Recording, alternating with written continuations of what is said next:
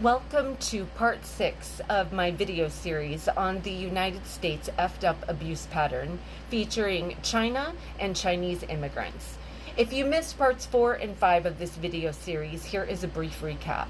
There are 4 stages to the psychopathic, sociopathic, Nazi MAGA, narcissistic, capitalistic abuse pattern. And those 4 stages are love bomb, devaluation, discard, and hoovering. If it seems like I'm reading today, I have a lot to say. I won't lie to kick it. I am. Colonizers first revealed their true genocidal, vampiric nature to the indigenous inhabitants of this North American continent as soon as their black slave trafficking, off-course, undead carcasses washed up near Plymouth Rock. And they employed tactics such as gifting smallpox-infected blankets to the indigenous peoples. Simply put, Christian nationalist colonizers have always been genocidal sex and human traffickers. There is nothing new under the vampire sun that rose from the dead or his coven that still drinks his blood during unholy communion. Once established as 13 colonies, in an effort to cover all the damage tracks it had made as it wreaked havoc from the east to the west side of the North American continent, our United States patriarchal government erected its first colossal, ego-filled love bomb, the Statue of Liberty.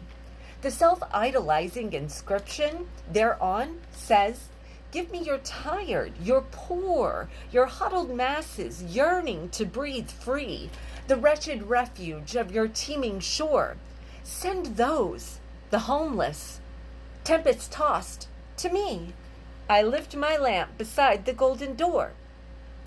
And just like the deep-sea predator anglerfish, this is the angle our government has been utilizing to lure immigrants into its golden door of the psychopathic, sociopathic, narcissistic, Nazi MAGA capitalistic abuse pattern with ever since.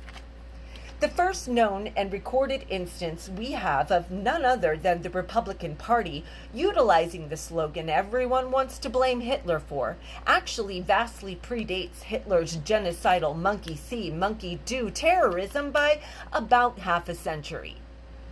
And it's seen put into play first by Republicans in the 1880s. In 1848, colonizers discovered gold in the California hills and began to tout of the riches to be had within its golden door. Our government began to lure Chinese immigrants to the United States, going so far as to issue plane tickets, along with empty promises of food, housing, and good-paying jobs. It wasn't long before white colonizers began to feel that their gold claims were being threatened by Chinese immigrants, and our government started the second phase of the redundant, psychopathic, sociopathic, narcissistic, Nazi MAGA capitalistic abuse pattern known as devaluation, that this nation has been stuck in ever since. And when I say our government, and I say this with extreme sarcasm, surprisingly took the side of the white colonizer prospectors and began heavily taxing Chinese immigrants for being on the very mining claims our government had lured them to, and subsequently reneged on all of its promises. This caused Chinese immigrants to seek out low-paying service industry jobs, which says a whole heck of a lot about just how much our government was taxing them. Before I move on with the recap, and I just have to say, it's no wonder China doesn't like us. And as if that wasn't harsh enough on the Chinese migrants, the United States government decided to trick or recruit them again. This time, the stakes were much higher, as they were recruited with more empty promises into extremely hazardous work conditions that quite often resulted in death. Now that we've recapped the love bomb and devaluation phases, and for a more in-depth look, please check out parts 4 and 5 in this video series. Let's go ahead and take a look at the next phase, or phase 3, of the psychopathic, sociopathic, narcissistic, Nazi, MAGA, capitalistic abuse cycle, known as the discard phase. During this phase, the exploited can anticipate the exploiter to end the connection. The exploiter feels they no longer have use for the exploited, as that is all capitalists are capable of, is using people. The relationship is not reciprocal. They don't take care of those who lined their coffers. And they toss them out like garbage and begin to hunt for the next supply or target. The exploited are abruptly abandoned or unholy ghosted.